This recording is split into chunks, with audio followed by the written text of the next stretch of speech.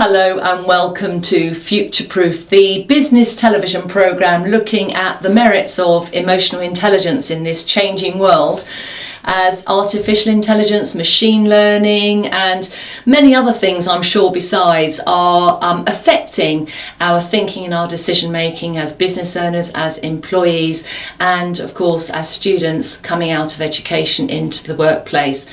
Sometimes I talk to you and just take you through some learnings on emotional intelligence, and other times I'm always delighted to welcome guests into the studio. And today I have a very special guest because Mike Mendoza I have heard of for many years.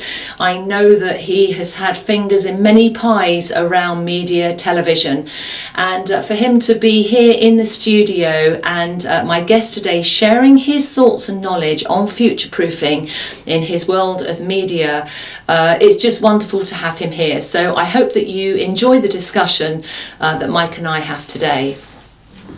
Mike, thank you so much for joining me today. Thank you for asking me. It's really good to see you. Now, before we start and hear about who you are and as we said, the future-proofing artificial intelligence, I did invite you here today to critique actually the studio and the television work, and I was quite pleased with what you had to say. I think you've done brilliantly. No, it's fantastic. I mean, I couldn't work on the way you are, and it's fantastic. You have to make the best of what you've got, and you've certainly done that. It's first class, and your output, people wouldn't know what you've got here, but your output is first class. Yeah, thank you very, very much, and it's just absolutely wonderful to have you here. So, who are you and what do you do? I'm a bit concerned you talk about intelligence here, and you've asked me to come along. I've got to tell you a very funny story before I tell you anything else. I was asked to do a quick speech at Shoreham Academy recently to almost encourage the students about they're ready to leave college and move on to the next stage of their lives, go to university or start work. And so they thought I'd be a good person to come and talk. I don't know why, but they did. And they said, if you can talk for, say, half hour. And I thought, how am I going to get to half hour? So 2.5 hours later into my speech, my wife has fallen asleep on the front row. People are starting to drop off, and it was almost embarrassing. See, I can talk if I have to. Good. Well, it's good. That's why I've got you on. I should have brought my speech with me, really. So you know. Anyway, yes, I'm Mike Mendoza. I started off many years ago. I've got to tell you, I'm in my 70s, right? And I started off in the hotel business. Originally, I was a hotel manager. Oh right, so not on the chef side or anything, it was managing it? It was in general management. I got a degree in hotel management. Right. And then we used to have a radio station used to come and drink in our house bar in the hotel. This is in New Zealand, by the way. Right. And one night they were very drunk, late at night. And I'm not one to encourage people to drink, of course. And suddenly the phone rang, and it was the overnight disc jockey. He said that I'm not turning up today. And they said, oh, what are we going to do? And I said, well, I can do it for you. And I admit I've done it before, and I've never been in a radio station in my life before. With that set of keys came over the top of the counter of the bar, and I was off, and I stayed with that radio station for 8 years after that. So hotel management, I think it's really interesting. Were you a good student? Did school work for you? No. Or why? Why? I was a terrible student. I actually left school at the age of 15. Would you believe? I couldn't wait. In fact, so you got a degree though? That was much later on. So you took yourself back into education? Yeah, that was through the hotel. They insisted. They insisted? Yeah. And did they pay for that for you? Yeah, you see, that's really, they do things like that today, don't they? Yeah. So you were then you stepped in as disc jockey, and then that was the beginning then of the new world? Yeah, beginning. I was doing some overnight shows, and I ended up, when I left there, I was doing the breakfast show. Went from New Zealand to Australia. I was headhunted into Australia. Did a breakfast show there, went back to New Zealand, do breakfast shows there, came back to the UK. It didn't really work out particularly well when I came back here in sort of mid to late 70s. Yeah. And I suddenly got a phone call from Australia saying to me, would you come and do a breakfast show for us in this particular, I think it was Toowoomba in Australia, which is in Queensland. Yeah. And I said, I could do, but I said, I've got a bit of a problem. They said, what's that? I said, you need to pay my fares. They said, oh, that's no problem, we'll pay your fares. I said, I've got another problem. They said, what's that? I said, I've got a family, I've got a wife and 2 children. And they said, well, we'll come back to you. And they phoned me back about half hour later, well, yeah, we'll pay for your wife and your 2 children. I said, thank you very much. And I said, the other thing is I need a home when I get there.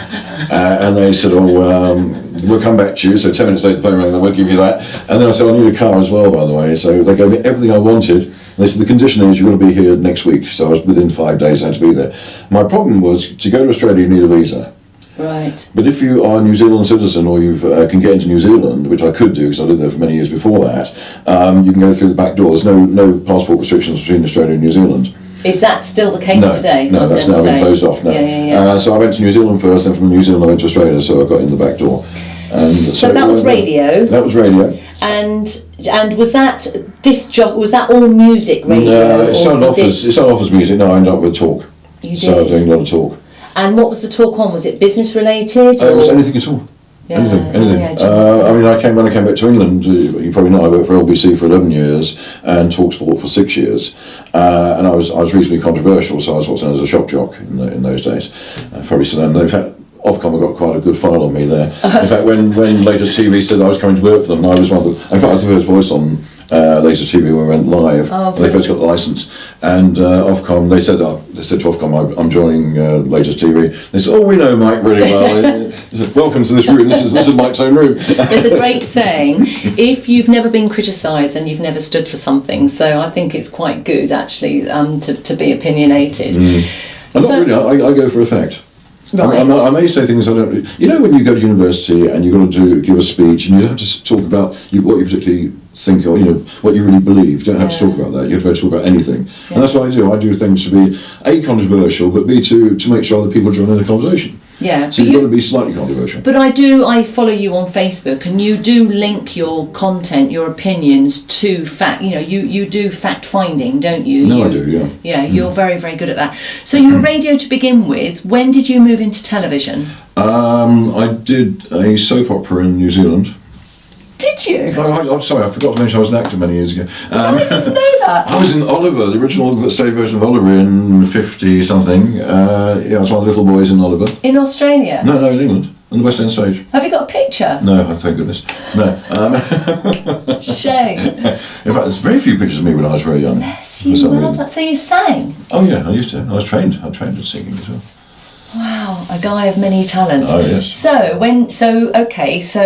Gosh, this is kind of catch-up mode for me. So you're on the stage with Oliver. So when did that move into a regular thing for television for you? Television regular was really over here in the UK. I did little bits in Australia. I did what was I doing there? One of the radio stations I worked for was associated with a TV channel. So I did news sometimes, or I do the weather. Yeah. And they tried to get me to do sport, which I wasn't very good at, so I didn't bother with that. But over here, the Latest TV really was the big break. Yeah. Did Sky for 9 months.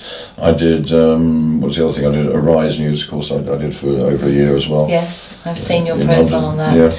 So in the second half, we're going to be talking about how your world has changed. And, in preparation, we talked about robots, and you said they are already there. Oh, yes, yeah. But before I think we go, just going into the break, I'd love to say, you were the first voice on Latest Television. You are now. When we went live. Yeah. Because I think Latest TV was going for a while before I. Yes, because it was online. Online, yeah. And you are now a director, so congratulations on that. There you go. What would you say? I know you can say unbiasedly. I think we can speak unbiasedly. What do you think Latest do so well? Why do you think? Because I think it's special. It's amazing. It's one of the very few that are still up of the independence. It's the only one now. Well, there you are. In just a minute, what do they do well? Why are they so special? I think they're very cautious in what they do with their programming.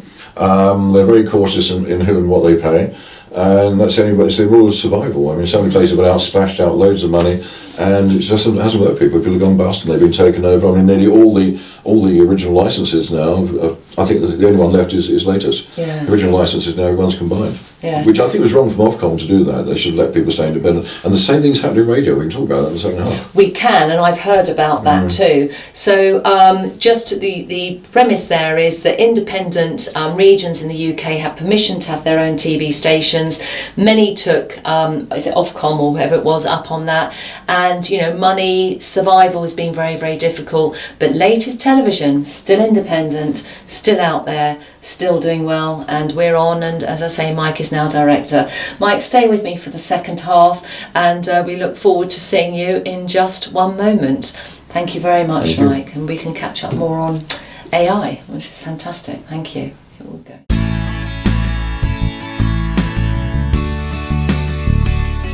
EQ, emotional quotient, is better known as emotional intelligence. It is a tangible tool that can sit alongside your services or your product, and it can be taught. Leaders with high EQ have less stress, they're more effective, and they earn more money. There's a great saying, just because we have pains, it does not give us permission to be a pain. I believe that teaching emotional intelligence has a direct impact on your sense of success and your net profits. EQ will empower you and your workforce to drive the change that you want. Change brings transition.